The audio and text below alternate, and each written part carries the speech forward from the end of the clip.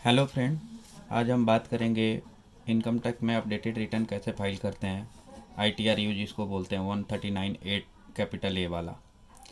Means 31 दिसंबर तक return file करने की, ITR फाइल करने की जो लास्ट डेट थी वो ओवर हो गई है, ख़त्म हो गई है। तो अब जिसका भी ITR रह गया, ऑडिटेड हो, नॉन ऑडिटेड हो, सैलरी वाला हो, PGBP की हो, हाउस प्रॉपर्टी, कोई सी भी इनकम हो, और ITR अभी तक नहीं भर पाया है या पहले भरे हुए थे बट उसमें कुछ कमी रह गई है और उसको रिवाइज करना चाहते हैं, तो अभी भी वो रिटर्न फाइल कर सकते हैं ITR के थ्रू। इसमें बस एक बात ध्यान रखनी है, ITR में जो है वो एडिशनल आपको थोड़ा सा टैक्स पे करना पड़ेगा। अगर विद इन 12 मंथ अगर आप फाइल कर देते हैं तब तो 25% का टैक्स लगेगा from the end of relevant assessment year. जिस भी असेसमेंट ईयर का कर रहे हैं, जैसे अभी असेसमेंट ईयर 23-24 चल रहा है, तो 23-24 का असेसमेंट ईयर का एंड होगा 31 मार्च 2024। तो 31 मार्च 2024 से 12 मंथ जो होगा 31 मार्च 2025 तक। अगर 31 मार्च 2025 तक भी अगर फाइल करते हैं फाइनेंशियल ईयर 22-23 के लिए, तो 125% ही टैक्स लगेगा। कहने का मतलब है टैक्स प्लस 25% एक्स्ट्रा लगेगा। टैक्स प्लस इन एजुकेशन से सरचार्ज प्लस उसमें इंटरेस्ट, उसके ऊपर 25% लगेगा। और अगर 12 मंथ से ज़्यादा के बात करते हैं, मतलब कि जैसे अभी फाइनेंशियल ईयर 22-23 की जो असेसमेंट ईयर एंड हो रही है 31 मार्च 2024 को, तो अगर वहाँ से 24 महीने जोड़ें तो 31 मार्च 2026 तक हो जाएगा। अगर वहाँ तक करते हैं, कहने का मतलब है 31 मार्च 2025 तक तो आपको 25% एक्स्ट्रा पे करने पड़ेंगे, बट 31 मार्च 2025 के बाद और अप टू 31 मार्च 2026 50% एक्स्ट्रा पे करने पड़ेंगे। मीन्स जो नॉर्मल टैक्स बन रहा है वो टैक्स प्लस उस पर एजुकेशन से, उस पर सरचार्ज अगर बनता है तो सरचार्ज प्लस इंटरेस्ट और उसका 50%। तो कहने का है कि गवर्नमेंट ये एडिशनल टैक्स थोड़ा सा ले रही है एज ए पेनल्टी के लिए। अब इसको देखते हैं कि ITR भरने के लिए करना क्या होता है। सिंपल है एकदम से। इनकम टैक्स की साइट पे अपना जाएंगे, नॉर्मल वैसी डाउनलोड में जाएंगे। यहाँ असेसमेंट ईयर, जिस भी असेसमेंट ईयर का कर रहे हैं, अभी हम 23-24 का लेके चलते हैं, तो यहाँ पे जाएंगे। अब सपोज करो कोई सा भी इसमें भर सकते हैं। अभी ITR 4 एक हमारे क्लाइंट का है, उसका हम भर रहे हैं।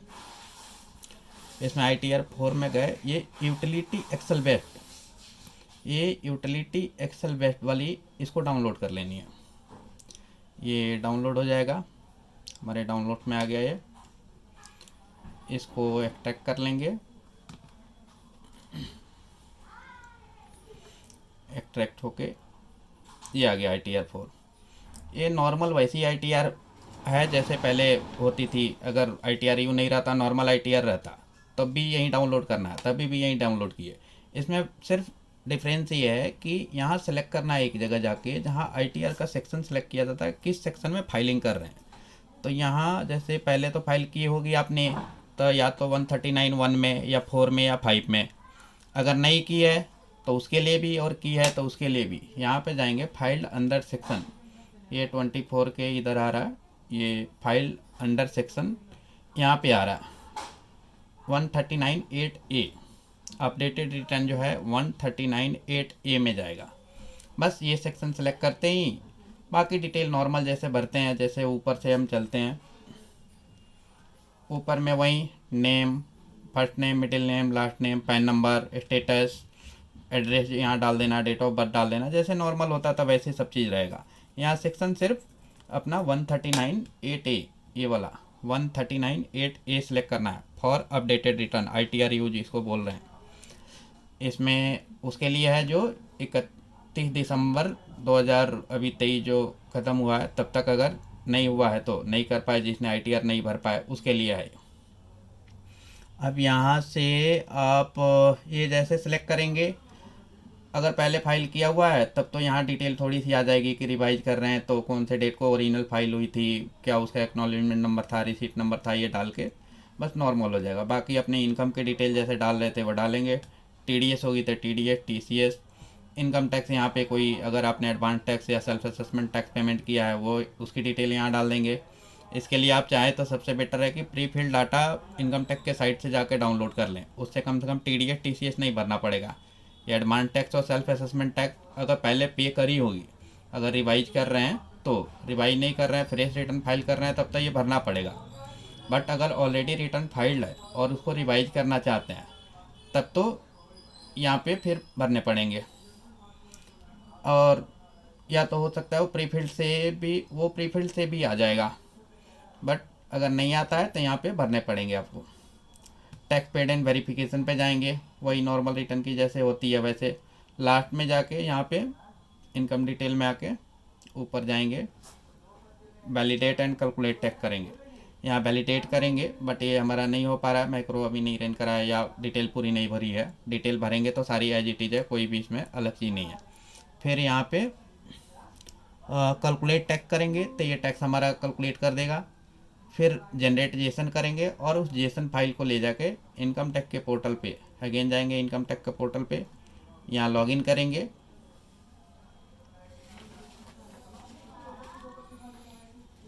लॉगिन में वही पैन नंबर डालेंगे और जो पैन नंबर आपका यूज़र आईडी होगा, पासवर्ड जो भी होगा वो डालेंगे।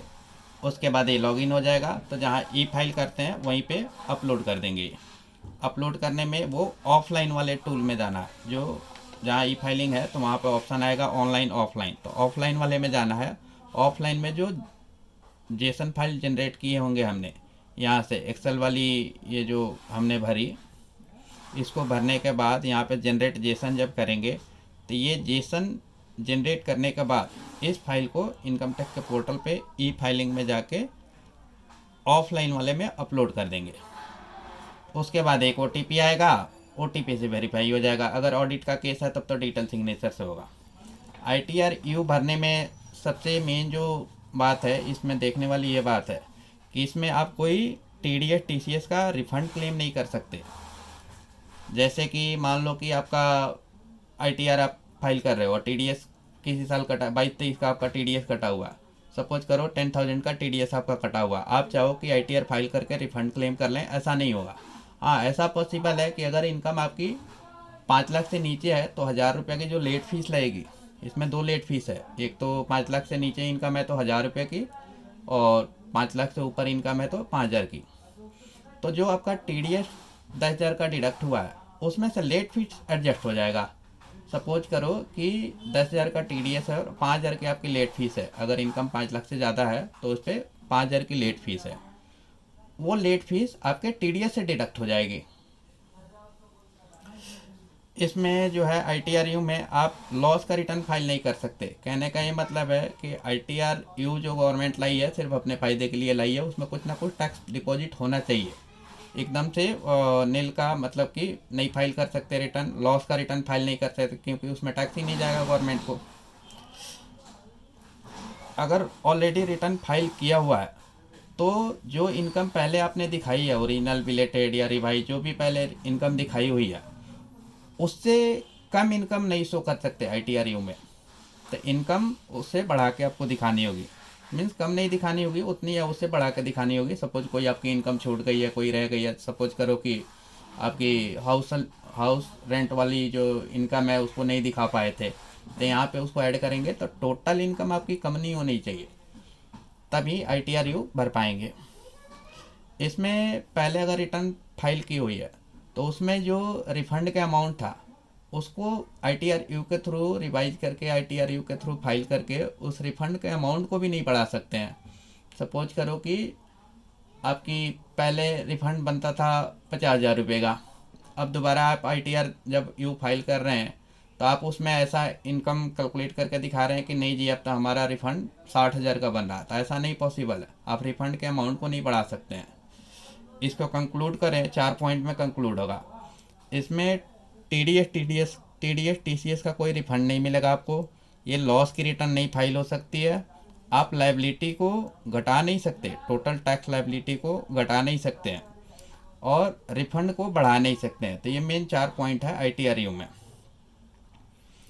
इसमें ये ITR-U जो है ये फाइनेंस एक्ट अपना बजट जो है 2022 में आया हुआ था, और बस इसमें यही है। मेनली तो ये ध्यान रखने वाली है कि ITRU भरने में एक बात हमेशा ध्यान रखना है, इसमें कुछ ना कुछ पेमेंट गवर्नमेंट को जानी चाहिए, तब ये फाइल होगा, नहीं तो नील की नहीं होगी, लॉस की नहीं होगी, ऐसी नहीं होगी। इसमें पेनल्टी की अमाउंट हमने बता दी कि अगर अब 2.5 लाख से 5 लाख के बीच में अगर आपका ये बन रहा है, इनकम बन रहा है, तब तो 1000 रुपये की लेट फीस होगी, पेनल्टी होगी। उसको लेट फीस बोलेंगे, पेनल्टी नहीं बोलेंगे। और 5 लाख से एबव इनकम है तो 5000 की। 2.5 लाख से नीचे इनकम अगर दिखाते हैं तो उस केस में AITR फाइल ही नहीं होगी। रीज़न ये कि ITRU में जो लाया गया है उसको इसी बेस पे लाया गया है कि इसमें कुछ ना कुछ टैक्स पे होना चाहिए, कुछ ना कुछ पेमेंट होनी चाहिए। तो अगर आप इनकम दिखा रहे हो कि 2.5 लाख से नीचे है आपकी, तब तो उस पर कोई टैक्स नहीं लगता, लेट फीस नहीं लगता है, बट ITRU उसके लिए फाइल हो ही नहीं सकता है। तो इसीलिए आपकी इनकम 2.5 लाख से ऊपर होनी चाहिए, ताकि उसमें लेट फीस एटलीस्ट 1000 का बनेगा, तो उसको पेमेंट करके फिर ITRU फाइल कर सकते हैं। ये एक सीट हमने वो बनाई हुई है अपने रफ के लिए, तो आपको मैं ये दिखा रहा हूँ। अगर आपको कुछ डाउट हो तो इसमें से देख सकते हो। आप इसमें से चाहो तो स्क्रीनशॉट भी ले लेना, या जैसे भी हो, थोड़ा सा ऊपर करके।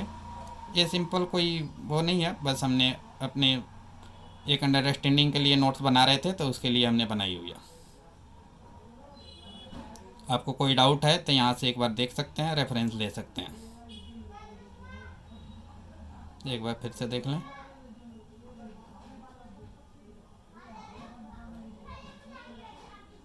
Thank you.